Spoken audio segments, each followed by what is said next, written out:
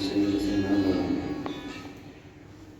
سيأتي على مسامعكم إن شاء الله قوله سبحانه وتعالى في سورة فاطر: وقالوا الحمد لله الذي أذهب عنا الحزن. وقالوا الحمد لله الذي أذهب عنا الحزن إن ربنا لغفور شكور. حضرتك أنا أوصل لك الإحساس ده، يمكن حضرتك مريت بيه قبل كده. أما يكون مثلا في بداية حياتك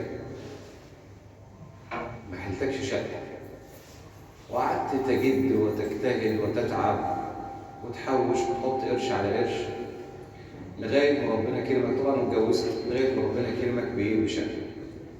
شقة طبعا على المحار، وما زلت برضه بتجد وتجتهد وتوظف فيها حتة حتة،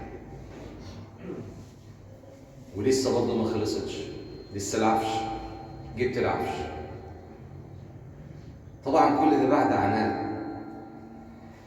تعرف أول قعدة بتقعدها بعد ما تخلص كل حاجة، وتاني ليلة ولا تالت ليلة ولا رابع ليلة ولا مثلا قعدت أسبوع بعد الزواج، أنت عارف القعدة دي والتنهيدة دي، أنت عارف دي اللي هي جاية بعد عناء وتعب من حاجة دنيوية، تمام؟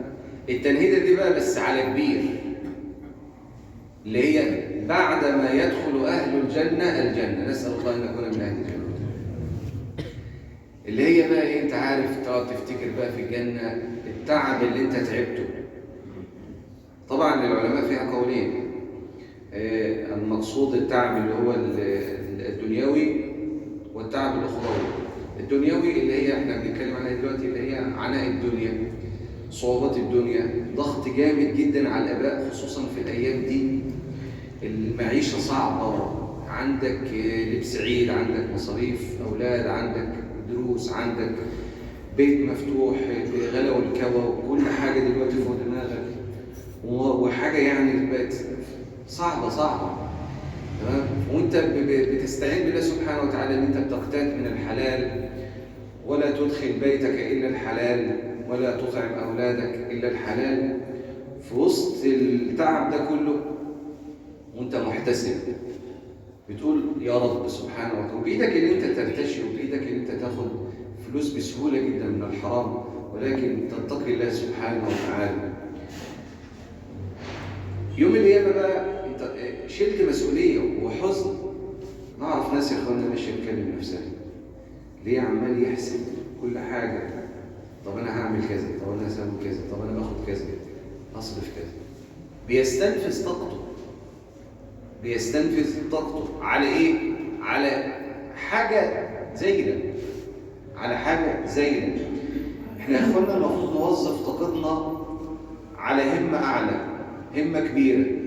كل ما كانت همتك كبيره على حاجه كبيره، تمام، اللي هي الاخره والجنه وحساب ربنا سبحانه وتعالى وسؤال الملكين، كل ما كانت نظرتك للدنيا دي حقيره جدا. لذلك صفات عباد الرحمن: وعباد الرحمن الذين يمشون على الارض هونا واذا خاطبهم الجاهلون قالوا سلاما. يعني خاطبهم الجاهلون بكلام بقى، بسباب، بشتم، باي كلام في استفزاز، سلاما. ليه؟ رد الفعل.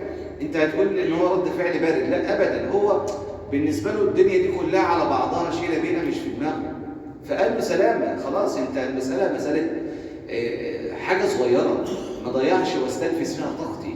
انا هدفي وامالي اكبر من كده، هدفي وامالي جنه عرضها السماوات والارض. وقالوا الحمد لله الذي اذهب عنا الحزن. حزن الدنيا، مكابد وصعوبات الدنيا. انت في الدنيا كنت بتتعب، يعني حضرتك دلوقتي جاي في عز البرد وقايم من عز النوم وتعبان وراجع من الشغل تعبان ونفسك تنام، بس ايه اللي بيخليك تيجي وتقعد وتقف وتسهر لله سبحانه وتعالى، تستنشئ ان ربنا سبحانه وتعالى يغفر لك وطمعان في رحمته سبحانه وتعالى. وقالوا الحمد لله الذي اذهب عنا الحزن. الحزن اللي هو الهم القديم، الهم السابق، أما الخوف اللي هو الهم اللاحق اللي هو في المستقبل. فأي هم أنت أصبت به في هذه الدنيا ربنا سبحانه وتعالى سيذهبه عنك يوم القيامة عندما تسكن في جنات ونهر. وقالوا الحمد لله الذي أذهب عنا الحزن إن ربنا لغفور شكور. فيا إخوانا دايما ما تستنفذ طاقتك في هذه الدنيا وتضيع كل همومك وتخلي كل أفكارك دنيا، هتتعب وفي الآخر مش هتاخد إلا نصيبك. فدي رسالة للآباء وأنا طبعا منهم، إن إحنا وسط هذا البلاء وهذا الغلاء نستعين بالله تبارك وتعالى ونتقي الله سبحانه وتعالى، نأخذ بالأسباب بقدر استطاعتنا، ودايما نحتسب إن أي جنيه تصرفه أنا كنت عايز خطبة على فكرة كاملة للموضوع ده، وكنت عايز يعني أخصص الكلام بالنسبة للآباء خصوصا في الأيام دي ضغط جامد جدا على الآباء والمصاريف. كنت عايز أخصص خطبة كاملة ليهم، بس طبعا قلت الأولى إن احنا بنتكلم عن ليلة القدر وعظيم ليلة القدر، فقدمت الفاضل على المفضول. فأنا هقول لحضرتك بس حديث طبعا كلنا حافظينه، قلته كذا مرة، حديث النبي صلى الله عليه وسلم: دينار تنفقه في سبيل الله، ودينار تنفقه على المساكين، ودينار تنفقه على اليتامى الفقراء، ودينار تنفقه في بيتك خيرها وأحبها دينار تنفقه في بيتك على عيالك، أو كما قال صلى الله عليه وسلم. أحسن جنيه بتصرفه أنت، كل حاجة بتصرفها أكل. شوف أنت بتأكل عيالك، اللقمة اللي بتخش بطنهم دي في ميزان حسناتك. ده أنت لما بتأكل حد بره بتبقى فرحان ويبقى عندك كده انشراح ان انت اكلت واحد، ما بالك ده واحد غريب، ما بالك ده ابنك او بنتك او مراتك او اخوك او اختك او امك. فالثواب عند الله عظيم، فتحتسب ذلك عند الله سبحانه وتعالى، وما تستنفذش طاقتك في هذه الدنيا وافكار وهموم هذه الدنيا. ده البنزين هيغلى، ده هيرفعوا الدعم، ده مش عارفه ايه، طب انا هعيش ازاي؟ شيل الكلام ده كله من دماغك. هدفي وهمي من كانت الاخره همه، ايه اللي هيحصل له؟ فرج الله سبحانه وتعالى همه، وربنا سبحانه وتعالى هيوسع له في الدنيا وفي الآخرة. انت بتسيب الدنيا دي عامله زي المرأة الحسناء الجميلة اللي هي ظاهرها الحسناء، تدهن مكياج وتبهدل في نفسها. ليه؟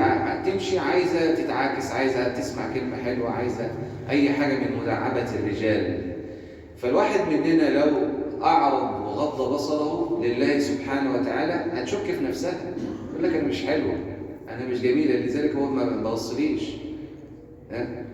فهي هتعمل إيه؟ تلف بقى وتقعد تلف حواليك، تقعد تلف حواليك لغاية ما تسمع منك كلمة منها، كلمة عليها، كلمة حلوة ليها. هي دي الدنيا. لو تركتها لله سبحانه وتعالى وألقيتها خلف ظهرك هتأتي إليك رغما عن أنفها تحت قدميك، تحت قدميك. أنا بقول للدنيا ماشي عشان ما حدش يفهم غلط. هتأتي تحت قدميك. أما بقى لو كل شوية تقعد تتكالب عليه وتتصارع عليه وتاخد من هنا ومن هنا وتاكل الحرام وعشان بحجة والله أنا كنت لسه من كام يوم في مؤسسة من المؤسسات، ما اعرفش يعني في عز رمضان وعايز رشوة، وعايز رشوة، ومش هتمشي الا بكده. فاهمني؟ يعني سبحان الله الناس دي بتقبل ازاي بيدخل بيتها مال حرام عشان ايه؟ عشان دنيا. اللي في ثانيه بتتكل على الله، وستسأل عن كل مليم ادخلته في جيبك، لا تزال قدم عبد حتى يسأل عن 4 منهم ماله، مش جبته منين وبس وانفقته في ايه. وقالوا الحمد لله الذي اذهب عنا الحزن، هموم الدنيا ومكابد الدنيا وتعب، والصبر على الطاعه. كونك ان انت تصبر على الطاعه دي فيها مشقه. بتروح تتوضى دلوقتي بتغسل ايدك ووشك ورجلك بتحس ببرد وسقعه، ما هو ده تعب، بس انت محتسبه لله سبحانه وتعالى. بتصوم 12 ساعة ولا 13 ساعة وساعات 17 ساعة في الصيف، ما ده تعب. ربنا سبحانه وتعالى سيجازيك يوم القيامة. وقالوا الحمد لله الذي أذهب عنا الحزن. أول تنهيدة بتعملها وانت قاعد في الجنة، قاعد في جنات التي أنشأها الله سبحانه وتعالى بيده. إن ربنا لغفور شكور. غفور صيغة مبالغة، كثير المغفرة سبحانه وتعالى. لما تلاقي يوم القيامة أن ربنا سبحانه وتعالى غفر لك كل الذنوب، كل الدعوات اللي احنا كنا بندعيها ربنا سبحانه وتعالى يغفرها لك. شكور يقابل سبحانه وتعالى شكرك الصغير بشكر كبير. الله سبحانه وتعالى خير من يشكر. يشكرك الله سبحانه وتعالى بأن يرد هذه الأعمال الصغيرة التي كنت تعملها في الدنيا بجنات ونهر. فنسأل الله تبارك وتعالى في هذه اللحظات المباركات وهذه الليلة المباركة، عسى أن تكون ليلة القدر. احنا ليلة زوجية، ليلة القدر ازاي؟ ينفع؟ ينفع ما ينفعش؟ ما انت في بلد تانية عربية عندهم ليلة فردية، فالله أعلم. احنا بنتحرى في العشر الأواخر كما قال النبي صلى الله عليه وسلم. نسأل الله سبحانه وتعالى في هذه الليلة المباركة أن يجعلنا وإياكم من أهل الجنان. اللهم اجعلنا من أهل الجنة، اللهم اجعلنا من أهل الجنة، اللهم أدخلنا الجنة بغير حساب ولا سابقة عذاب. أقول ما سمعتم وأستغفر